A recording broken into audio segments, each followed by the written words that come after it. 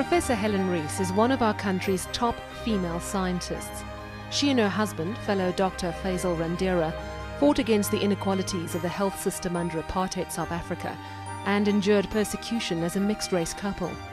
A former head of the Medicines Control Council, today Professor Rees heads up the Wits Reproductive Health and HIV Institute. In 2001, she was made an officer of the British Empire for her contribution to global health. Health game changer, mother and doctor, Professor Helen Rees has lived a life of passion and purpose. Professor Helen Rees, so lovely to be talking with you today, and thank you so much for having us in this wonderful institute that you've established. Now, you were born in the United Kingdom to a very politically and socially aware family, really. What was it like growing up in that family? I think that one of the primary influences was my father, who was this very strong Welsh socialist, you know, from the day he was born to the day he died. And he came from a family of mine workers and trade unionists. So he had a very strong belief in what was right and what was wrong, a very strong belief in trade union movements and the rights of workers. And my mother, on the other side, was a strong Methodist and a liberal who had this sort of compassion. So it was nice, it was a balance, and I think it definitely framed the way that we saw the world. Does that mean you were a particularly militant youngster growing up in that kind of home? I actually was, yes. I was. I mean, I remember sneaking away to listen to Peter Hain, who was on the Stop the Box tour when I was 15, getting on buses and telling my parents I was going somewhere completely different and going to listen to Peter Hain. And actually the meeting getting disrupted by a right-wing element, you know, and me having to sort of hide. You know, I think that framework was always there. You know, it's very interesting that you talk about that, because clearly you are a brilliant woman. You must have been an exceptional child. What were your school days like?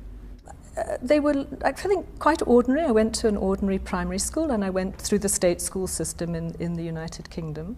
I think I was very talkative. I kind of talked my way through school, I suspect, to some extent. Both my parents worked, so, you know, my life was going home with a key and opening the door myself and going on buses to school because it was a long distance, even from the age of 8.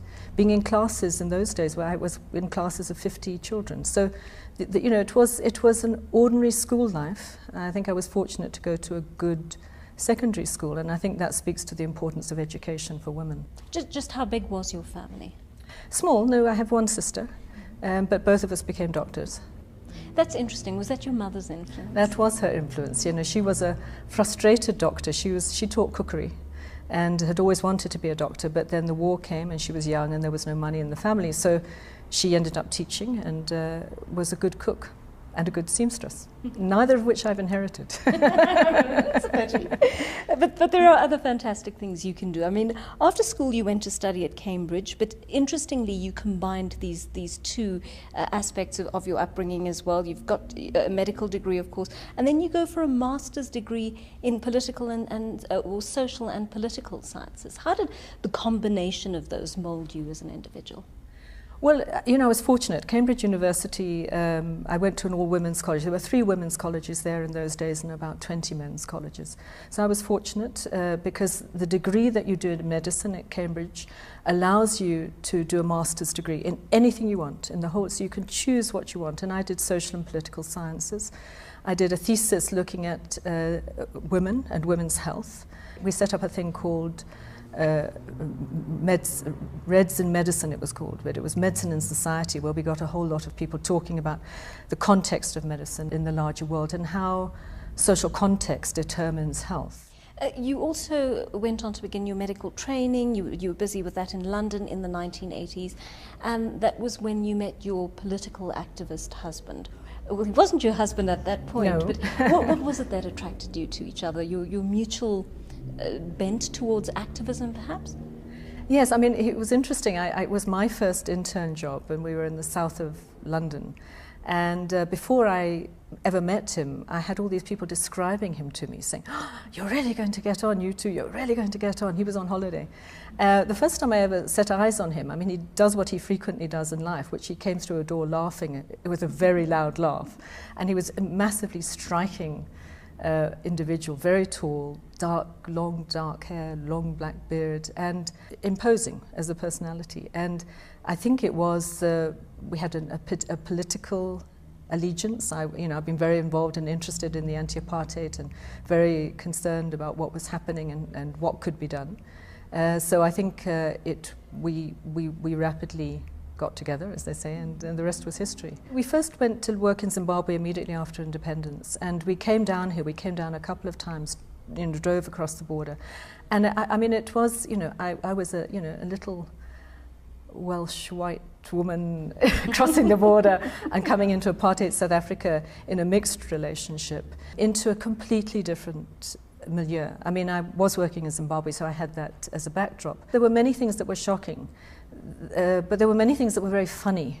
Whether it was fighting off friends in the street who were not white, who were other colours, and were trying to kiss me and saying, "You can't kiss in the street." I mean, there were things I really didn't understand, and but it obviously made an impression. I think, astonishingly so.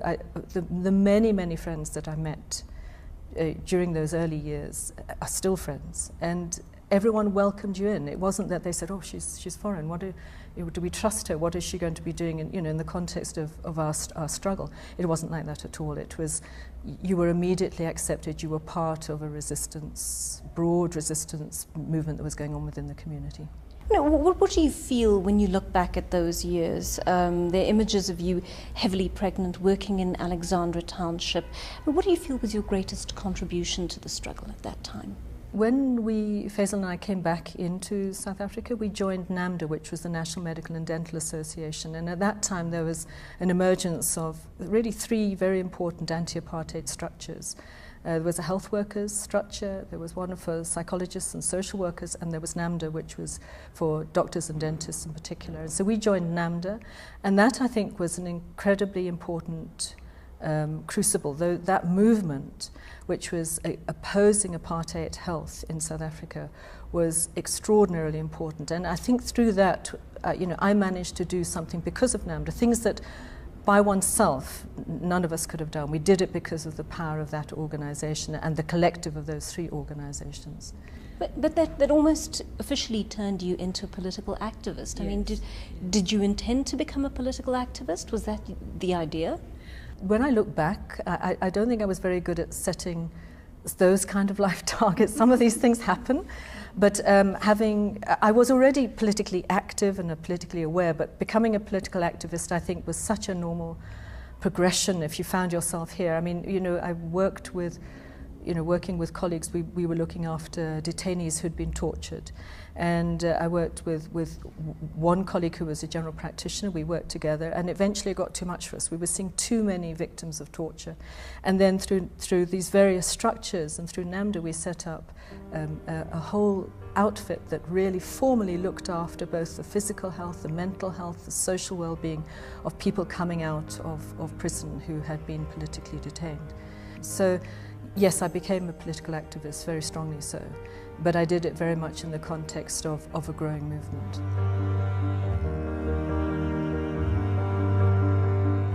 When you see that level of injustice, when you've got a child's life in front of you, you don't hesitate.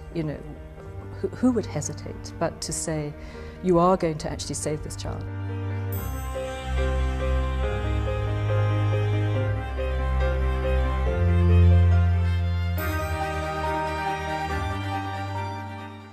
News that moves. eNCA.com.